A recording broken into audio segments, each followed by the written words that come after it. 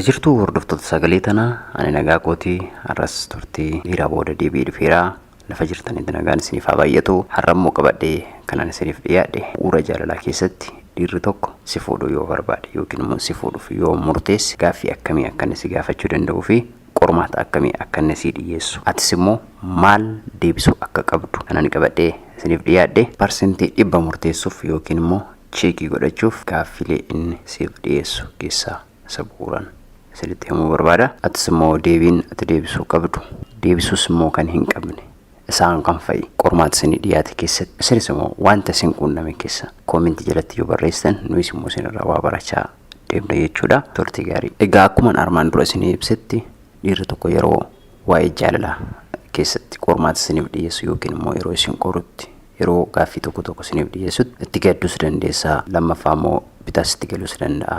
Qormaan sun sitti ulfaachuus danda'a. Garuu as keessatti maal irraa baranna yookiin immoo wanta irraa barattanii darbitan tokko yeroo kana ilaaltanitti yookiin immoo viidiyoo kana yeroo dhaggeeffatanitti irraa barachuu yoo dandeessu jechuudha. Kanaaf viidiyoo kana haga dhumaatti ilaaluudhaan gara fuulduraaf qormaan akkasii yookiin immoo yaadni akkasii siif dhiyaata taanaan salphumatti akka deebistuu fi akka itti gammaddu abdiin qaba jechuudha. Egaa akkuma dursa isiniin jedhetti dhiirri tokko shamarran tokko kan inni qoru yookiin immoo akka inni parsentii 100 itti amanu gochuuf yaalu keessaa inni jalqabaa waa'ee hiriyoota shamarranii itti haasa'a.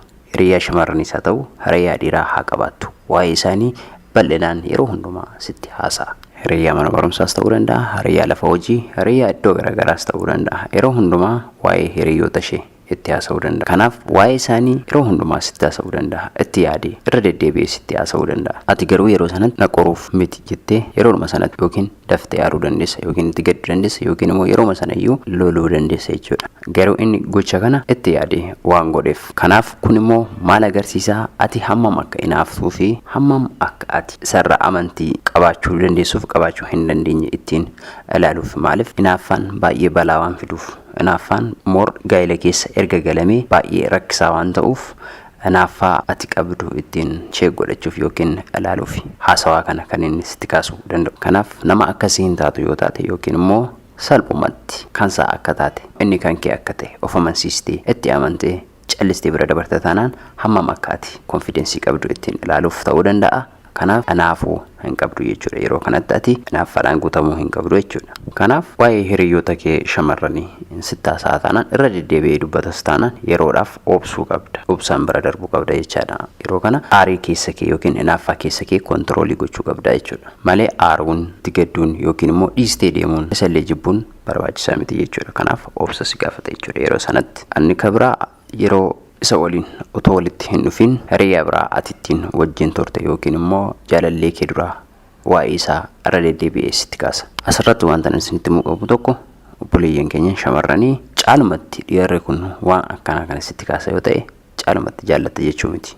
Wanta darbeera deebi'ee dhufuu hin danda'u. Kanaaf jireenya kee yookiin seenaa kee isa darbe keessatti kan ati deebisuu qabdu yeroo inni si gaafatutti gaarii isaa fi wantoota bu'uura ta'an gaarii ta'an deebisuufii qabda malee hammeenya illee yoo ta'e hammeenya sanatti kaasuu hin qabu. Kanaaf jireenya kee keessatti jaalala isin dura waliin turtan keessatti yookiin hiriyaa keessa dura jaalala waliin qabdan keessatti ati balleessitis ta'uu danda'a yookiin immoo isarratti hiriyaa kee bira deemte yookiin nama bira deemte isa aarsitis ta'uu danda'a. Garuu kanaaf ati dhiibbaa akkasiis gootee ta'uu danda'a. Garuu har'a yeroo inni si gaafatutti dhiibbaa kaleessa goote sana gaarii gootee deebisuuf hin qabdu.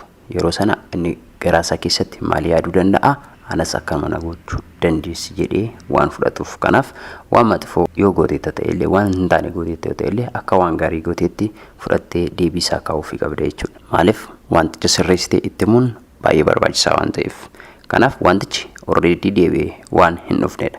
Wanta darbedha bakka wanta paasti ta'edha. Garuu ati wanta sana sirreessitee wanta gaariidhaan shaffantee akka deebistuufi jechuudha. Gaarii gootee deebisuun barbaachisaa waan ta'eef. Anni kabraa kan inni dhiirri tokko ittiin si qoruu danda'u cimina keetiin. Maaliif shamarroonni baay'een cimina tokko hin qaban jechuun koo cimina walqixa hin qaban, amanamummaa walqixa hin qaban, cimina walqixa hin qaban, dandeettii walqixa hin qaban. Shamarroonni shamarroota hin caalu jechuu otoo hin taane iddootti wal caalan qabu, iddootti baalaansii wal godhan qabu jechuu kooti. Kanaaf dhiirri sun cimaa yoo ta'e saayinsii garaagaraa qaba yoo ta'e yookiin immoo amala garaagaraa qaba yoo ta'e kana daayirektii si qoruu danda'a yookiin immoo kanaan gaaffii siif dhiyeessuu danda'a. Baay'ee dhiirri waan akkasii si hin gaafanne hin jiru. Dhiirri waan akkasii si hin gaafanne yookiin dhiira sanafi yookiin immoo dhiira keerleesii ta'uu danda'a. Dhiira keerleesii yoo ta'e malee dhiirri kamiyyuu waan kana si gaafachuu ni danda'a. Maaliif dhiironni cimina shamarran tokko beekuu yookiin immoo xiinxalanii itti yaadanii bira gahuu waan barbaadaniif. Kanaaf sadarkaa sammuu kee beekuu ni barbaada jechaadha dhiirri tokko. Kanaaf yeroo hundumaa qophaa'oo ta'uu qabdu. Yeroo hundumaa barnootaaf ofii keessan abdii of gochuu qabdu. Yeroo hundumaa dalagaadhaan bizii of gochuu qabdu. Kanaaf dhiirri tokko hojii keetiin sammuu keetiin illee si qoruu danda'a jechuudha. Inni kabiraa shamarran tokko yeroo fuudhuuf murteessutti dhiirri tokko yookiin immoo parsentii 100 itti of kennuuf amanamummaa irra horachuuf kan inni ittiin qoru keessaa inni tokko hammam akka ati nama gaarii taate yookiin immoo hammam akka ati namaaf yaaddu isarra dabartee namoota biraaf illee akka ati yaaddu hammam akka ati hojii jaallattu yookiin immoo fakkeenyaaf shamarran hedduun isaanii jaalalli garaa isaanii irraa gara laphee isaanii kan hin deemne jiru. Maaliif yeroo hundumaa yeroo wal arganitti affeerraa kan barbaadan yeroo hundumaa waa'ee affeerraa baqa waan waa'ee affeerraa ati garuu achirratti isaaf yaadda taanaan akka inni baasii baasu hin barbaadu taanaan jaalala sirrii akka ati isaaf qabdudha kan inni achirratti xiinxalu. Kana jechuun kun immoo yeroo wal argitanitti yookiin immoo yeroo wajjin jirtanitti hin nyaaddu hin dhugu jechuu kee otoo hin taane keenya amma yeroo waa'ee jireenya keessatti baqa waan hin taane irratti amma uffatas kana naa bitii kana naa godhi yookiin immoo nyaata akkasii nyaachuun qaba nyaata akkasiin kajeelee waan akkasii jetti yeroo hundumaa wajii hin baasisa taanaan jaalala sirrii akka ati isaaf hin qabnedha kan inni murteessu jechaadha. Kanaaf akka inni guddatu akka inni jijjiiramu akka inni nama ta'u yaadda taanaan yeroo hundumaa isaaf yaadu baay'ista taanaan namni kun otoo hin jaalatiin iyyuu sirratti of gatuu danda'a jechuudha. Kanaaf waan yeroo irratti yeroo kee kan dabarsitu yoo ta'e yookiin immoo jaalala yeroo bashannana yeroo irratti yeroo kee kan dabarsitu yoo ta'e ati jireenya gaa'ilaaf akka hin taane dhiirri yeroo sana murteessuu danda'a jechuudha. Inni kabiraa jireenya keessan keessatti waasi gorsuu danda'a, waasi timuu danda'a, waasi yaadachiisuu danda'a. Waan sana ati yeroo hundumaa attenshiniidhaan qabattee taanaan yaadaan fudhattee taanaan akkasumas immoo waan inni siin jedhe sana yaadachuu fi yaadachiisuudhaan isa hordofta taanaan yeroodhuma sana inni maal gochuu danda'a sirratti attentionii sagatuu danda'a si amanuu danda'a jechuudha. Si amanuu jalqaba jechuudha. Garuu waan inni siin jedhe tokko akka keerleessinatiitti bira dabartee taanaan wanta inni siin jedhe tokko natti himtee turte kana jettee yoo bira dabartee taanaan yookiin immoo irraanfattees ta'uu danda'a fiicharii isaa keessatti dhiirri sun si gataa dhufa jechuudha. Yookiin immoo amanamummaa isaa sirraa kaasaa dhufa jechuudha. Kanaaf yeroo isa waliin haasoftutti yeroo hundumaa attentionii kennuufii qabdaa, yaadaan qabachuu qabdaa, qalbii keessatti kennuu qabdaa. Wanta inni si ajaje tokkommoo yookiin waan inni sitti hime tokkommoo gorsa isaa ta'uu barsiisas raawwachuu qabdaa jechuudha. Kana malees immoo yeroo inni waa tokko sitti haasa'u xiqqoosuu yookiin immoo qoosaan shaffanuu hin qabdu jechuudha. Kana jechuun yeroo inni haasaa qubna garaa tokko sitti kaasu ati immoo hin qoosta taanaan yookiin immoo qoosaan dabarsita taanaan dhiirri sun battaluma sana akka ati isa tuffatte yookiin immoo akka ati isaaf fiicharii jaalala fuulduraa hin qabne agarsiisa jechuudha. Inni kabiraa shamarran hin jijjiiramne ta'uu kee si qoruu danda'a. Akkas jechuun koo dhiirri sun yeroo tokko argachuu danda'a, yeroo tokko dhabuu danda'a.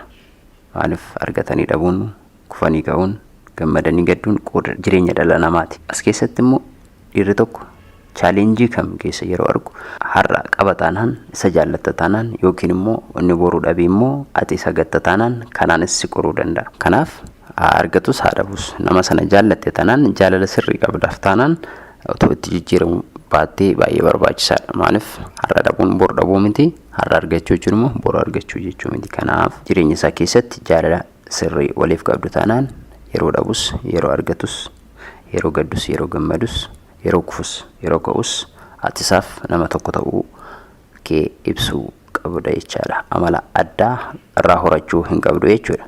Inni kabiraa itti yaadee waa tokko gochuu danda'a. Kana jechuun koo yeroo tokko utuu ati itti yaadeen wanta tokko siin jechuus gochuus hin danda'a. Akkana yeroo hin jedhutti immoo fakkeenya maallaqa otoo qabu hin qabu siin jechuu danda'a. Kun immoo akka ati ergituuf yoo hin taane ammama akka ati isaaf yaaddu beekuuf maallaqa otuma qabu hin qabu maallaqa hin qabu siin jechuu danda'a. Yookiin immoo maallaqa irra kadhe siin jechuu danda'a.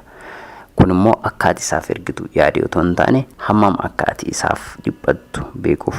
Kanaaf wanta akkasii kanas itti yaaduu qabdu jechaadha. Inni kan biraa siifan bilbilaa sa'aatii akkanaatti jedhee bilbiluu dhiisuu danda'a.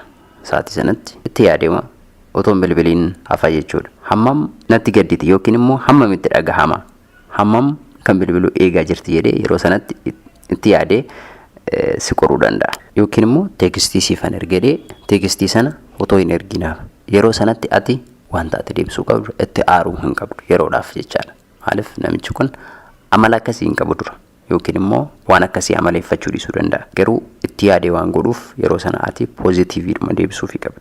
Nan irraanfadhe illee yoo jedhe rakkoo hin qabu. Ani na yaadadha miti jettee yeroo sana ati itti yaaddee deebisuufii qabda jechuudha. Kanaaf achirrattis kontiroolii of gochuu danda'uudha qabda jechaadha. Inni kan biraa yeroo hundumaa dhiirota kan isaan qunnamu keessaa maaldhaa dhiirri sun qabeenya qabaate yookiin birrii qabaate itti yaadema si affeeruuf mana shiroo xiqqoo tokko yookiin immoo mana xiqqoo ishee fuudhee dhaqee si affeeruu danda'a.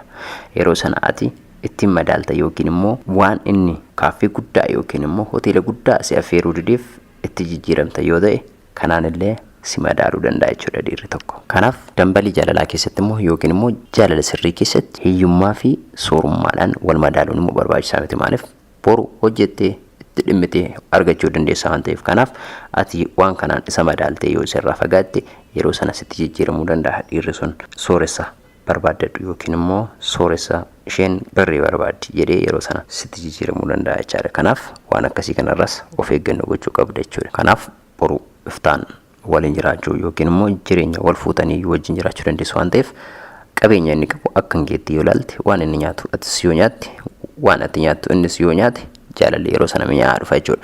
Kanaaf har'uma kana shiroo si affeeruu yoo barbaade ati immoo bargarii malee yoo jette yeroo sana wal dhabuu dandeessu jechuudha. Kanaaf waan akkasii kanallee itti yaaddanii gochuu dandeessu jechuudha. Kana jechuun immoo bargarii hin nyaadhu yookiin immoo shiroo nyaadhu jechuu qabdu jechuu otoo hin taane yeroo tokko tokko itti yaadee yoo godhe bira darbuu qabdu, obsaan eeguu qabdu jechuu kooti.